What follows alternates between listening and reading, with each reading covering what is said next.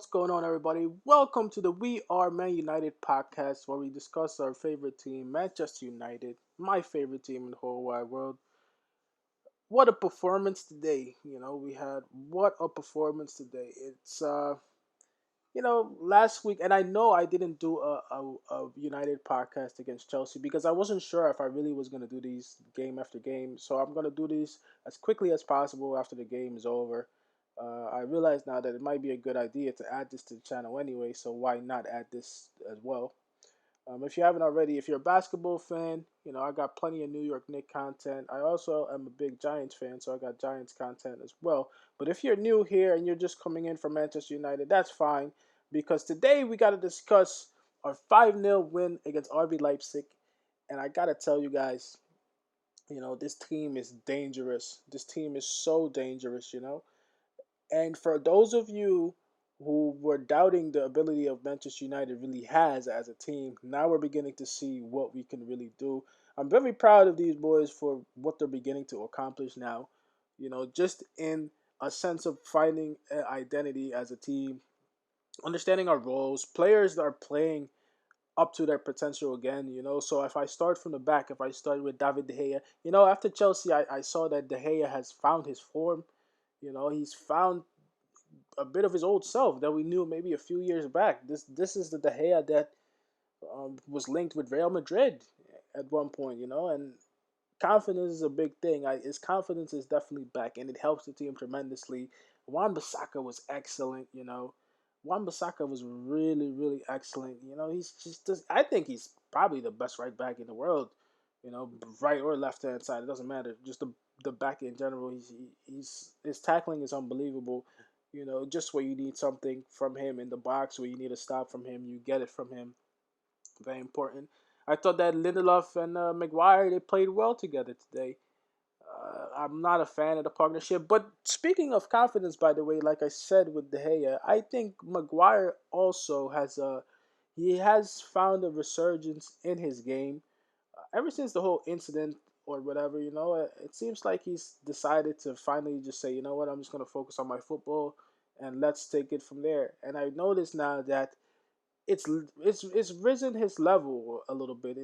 It's brought him back to what he was when he first came to the club. It seems like he's gotten a new level of focus, definitely, to his game, and that helps Lindelof because Lindelof is, Lindelof and Maguire are not bad defenders, but they have lapses where they just lose concentration, and then bad things start happening at the back. So it's good for me to see that at least between the two of them, they seem to have figured it out today.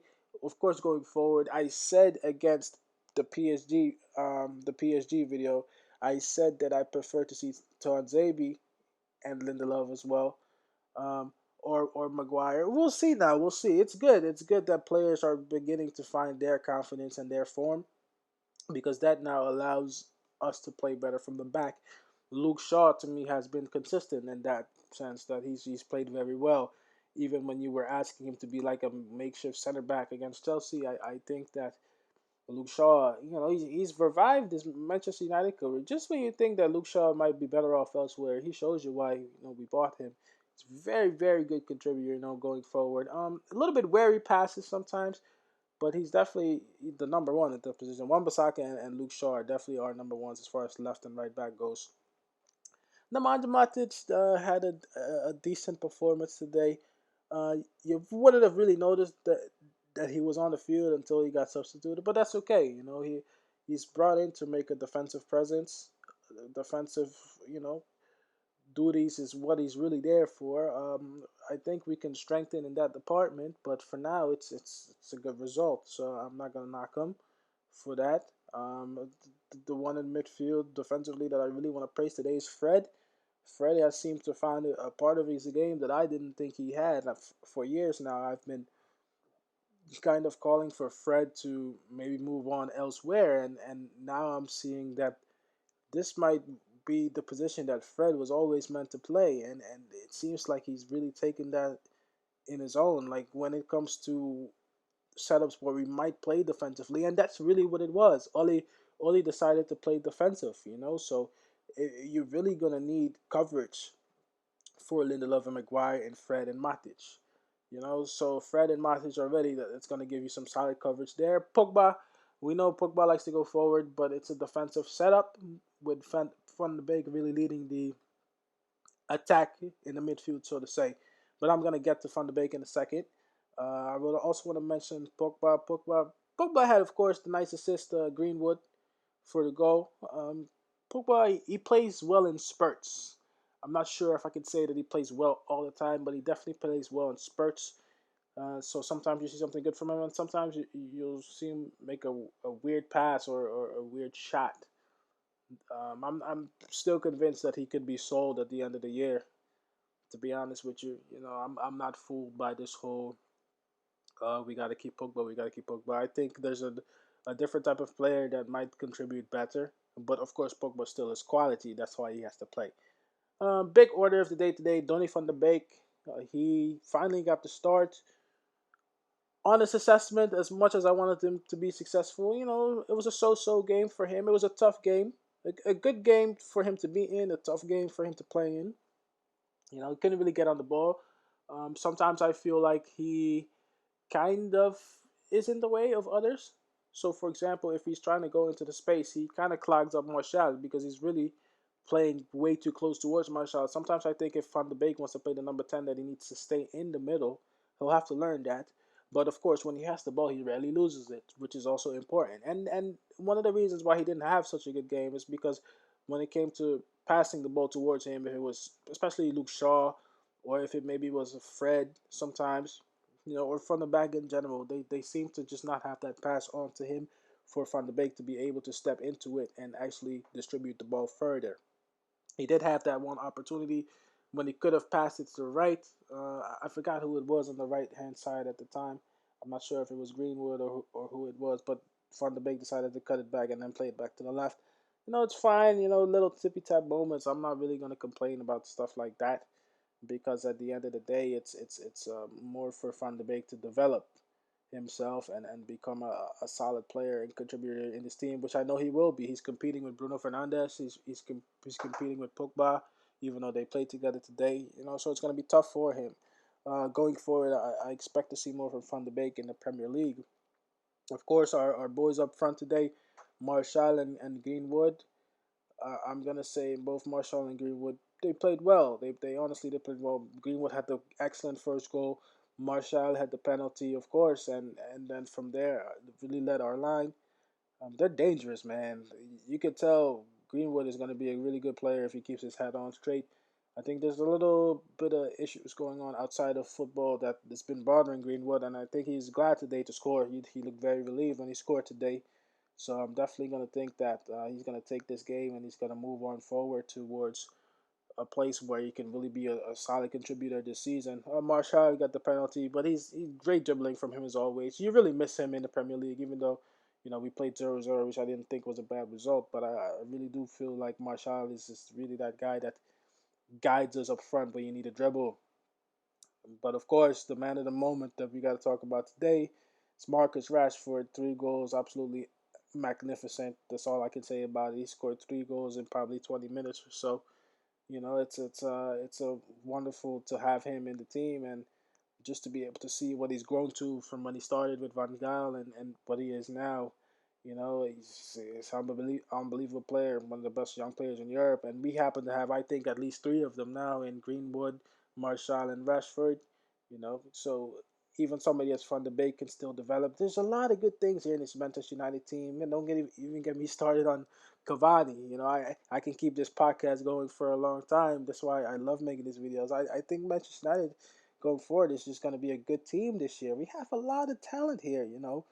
Bruno Fernandes came on late in the game, and you see the talent that he has too. We didn't really need him today because we wanted to give Van de Beek the go like we've been begging Ole to do. So now it's really for Bruno Fernandes to show that he is the number one. And of course, you've seen it. As soon as Fernandes came on, Rashford scored a couple more. So it's competitive for Van de Beek. So he has to keep working on that. I know I'm flip-flopping between the two players, but they're so interchangeable in our team. That's why I wanted to make a video on that.